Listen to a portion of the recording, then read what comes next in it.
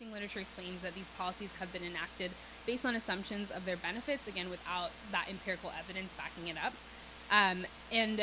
Some various research has shown the negative impacts on these policies on survivors of violence, as you can see up here. And there's also a little bit of research exploring exploring perceptions of these policies. So students in one study were aware of the existence of compelled disclosure policies, but they lacked understanding of the full scope and meaning of these policies. And faculty across multiple studies believed that compelled disclosure policies could be disempowering to survivors and were often driven by institutional fears of litigation and a heavy focus on compliance. So to guide us in this work, we like to lean on two different theories.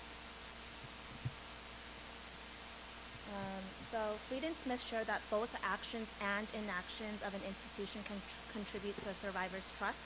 So institutional betrayal occurs when there is a failure to keep that trust. So this is especially relevant when a survivor's safety depends on an institution, or when a survivor is required to continue functioning in that institution. For example, when a survivor is part of a military, clergy, or sports team. The research found that when there is an element of institutional betrayal, the impact of trauma is exacerbated. So we found that institutional betrayal is a fitting framework for us and for campus violence, but for several reasons. First, that the trauma occurs on an institutional campus. The second being that the student survivor may be reliant on that institution for continued protection, healthcare, and a path to justice. The third, a survivor may have a positive identity with that institution, so institutional betrayal can be further traumatizing because it becomes a loss of self and community. The second framework is critical race theory, and we found that appealing because it allows a deeper perspective of how racism is interwoven into our culture.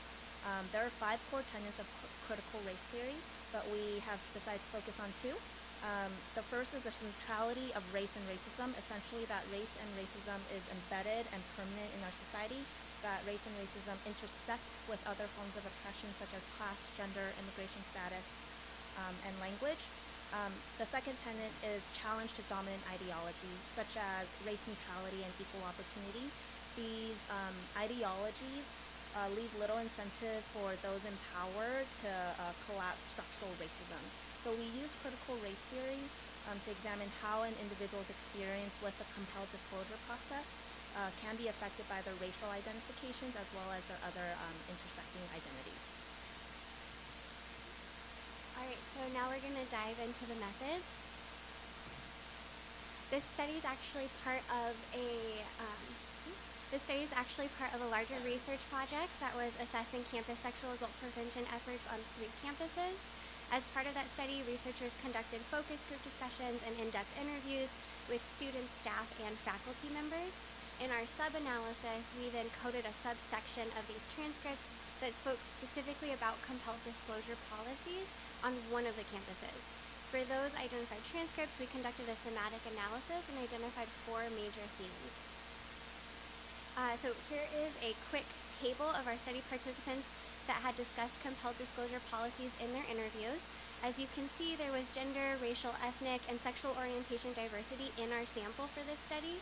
One of our limitations, though, is that the larger project had been unable to capture full demographic information for every participant, so this limited our ability to provide thick descriptions of all quoted participants in a full demographics table. So as Ali mentioned, 4 themes emerge. In the next 4 slides, we've included direct participant quotes, but to save time, we've just included them, and you can refer to them in the future at your convenience. So the first theme was a lack of knowledge and training, both from graduate students and from faculty and staff. Many of these participants reported that they had a desire to support survivors, but felt ill-equipped to do so. They listed that there was minimal training on compelled disclosure, and even after the training, they remained confused about their roles and responsibilities. A number of mandatory reporters also expressed a sense of anxiety and guilt during and after a student disclosure, and there are also individuals who are motivated to do their own research and learn from the experiences of survivors in order to fill in the knowledge gaps that the training left behind. All Our second theme was that compelled disclosure policies compromise trust and safety for survivors and for the community, and this can impede survivor healing. So some participants who work at campus resource centers spoke about how these policies force them to report a sexual assault even if their student client does not want to. Many participants felt this damaged their relationships with survivors and negatively impacted survivor support systems at a critical time. Other participants talked about how these policies require everything be business as usual while a case is ongoing, and they felt this compromised the safety of the community, ultimately hindering survivor healing.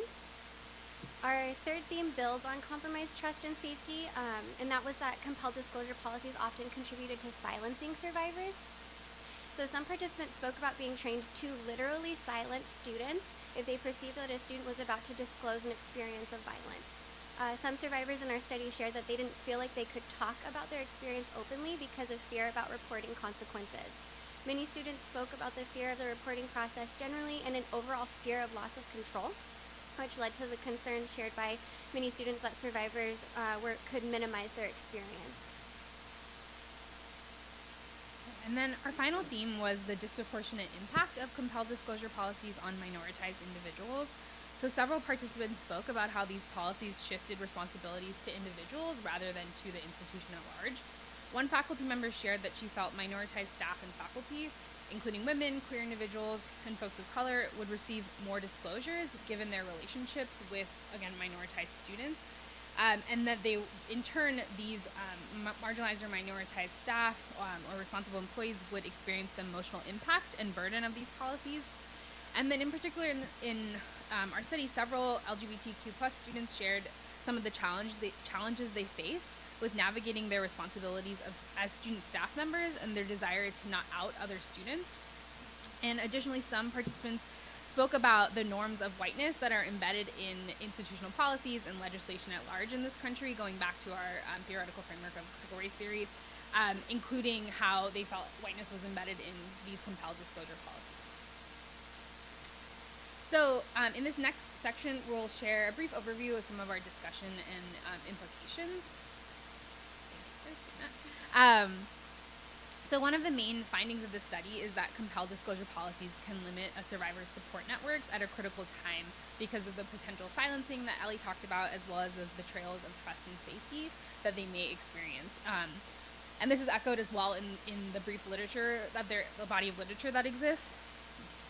So one of our implications advocates for an approach to supporting survivors beyond compliance, which is echoed, again, in this literature. Koss and colleagues write that, quote, compliance fostered a quasi-criminal justice approach not suited to all sexual misconduct. Several participants also reimagined compelled disclosure policies to policies that would support confidentiality and survivor autonomy. And one example that we wanted to offer of a reimagined structure is the University of Oregon. They have a student-directed reporting policy that requires university employees to, quote, only report the information shared to the university administration when the student requests that information be shared. So in summary, centering survivors rather than the singular focus on compliance could foster a culture of healing and support.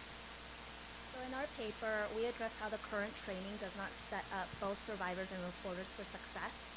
Firstly, the training is based on using primary questions and behaviors when there's a survivor encounter, and because trauma experiences are unique and infinite possibilities exist for how disclosure can unfold, this training results in incomplete knowledge, inadequate preparation, and poor execution, which is a disservice to both parties.